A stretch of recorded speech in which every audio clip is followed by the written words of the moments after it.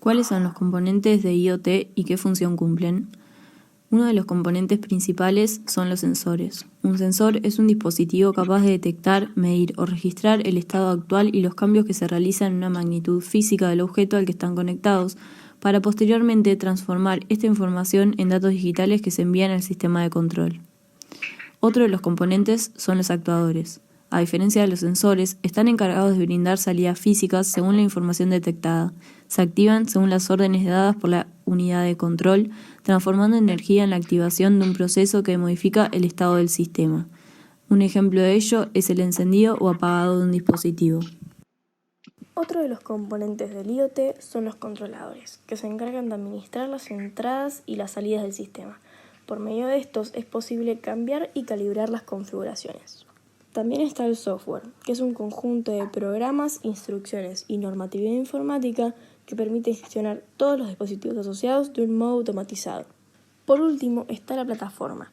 Una plataforma de IoT es un protocolo para que los dispositivos estén interconectados y se genere un ecosistema propio. Para su correcto funcionamiento se requiere conectividad y normalización en sus protocolos, asegurando en la gestión de sus dispositivos un almacenamiento escalable de las bases de datos, un procesamiento y gestión de la acción de la información recolectada, un análisis de datos, visualización e interpretación para hacer la toma de decisiones más efectiva. Para realizar la matriz de ponderación de criterios, tuvimos en cuenta ciertas características que consideramos primordiales a la hora de planificar nuestro proyecto.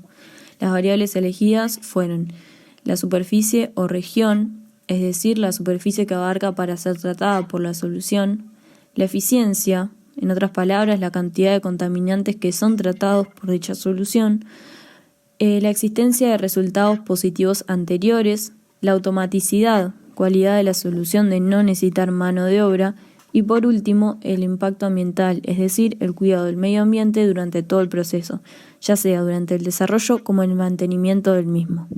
Para realizar la matriz de selección alternativa, en primer lugar pusimos todos los criterios considerados en la matriz anterior con sus respectivos puntajes.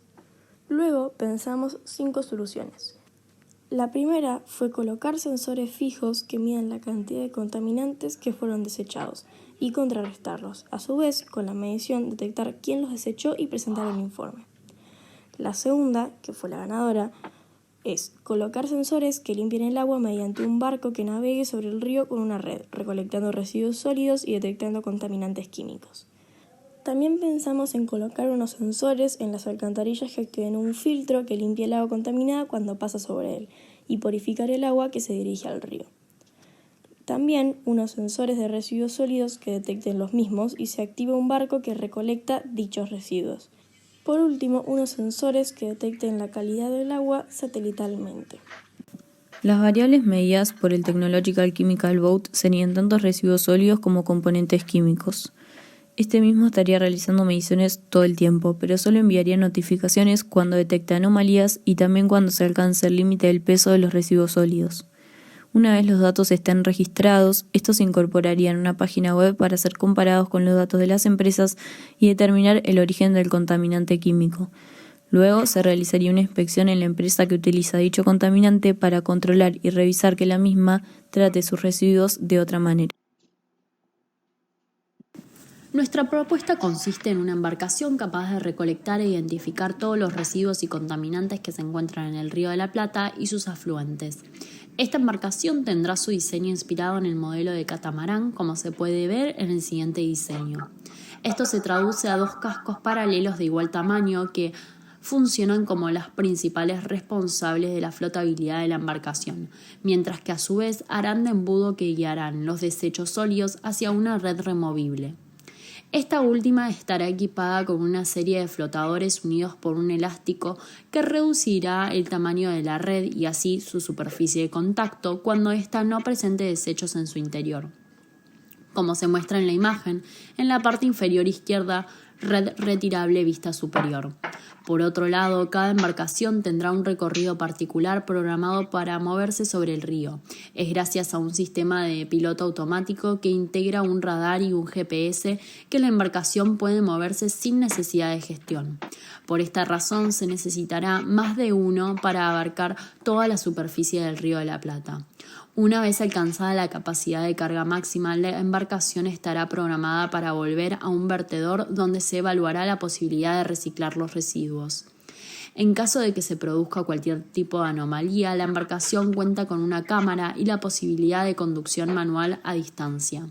Visualizado en la parte superior derecha de la siguiente imagen, en la vista diagonal del barco.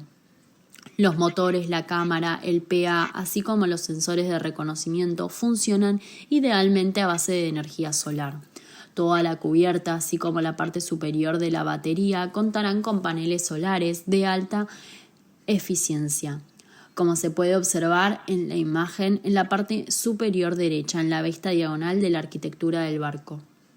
El barco también contará con sensores que reconocen los contaminantes químicos presentes en el agua, que se muestran en la parte inferior derecha del diseño, vista inferior del barco. Estos mismos, al detectar una anomalía, envían una señal junto con las coordenadas en la que fue encontrada. A partir de ese momento, por medio de un software que cuenta con la información de las empresas que trabajan con ese contaminante, se envía una inspección a las mismas para corroborar que dichas empresas estén trabajando dentro de las normas.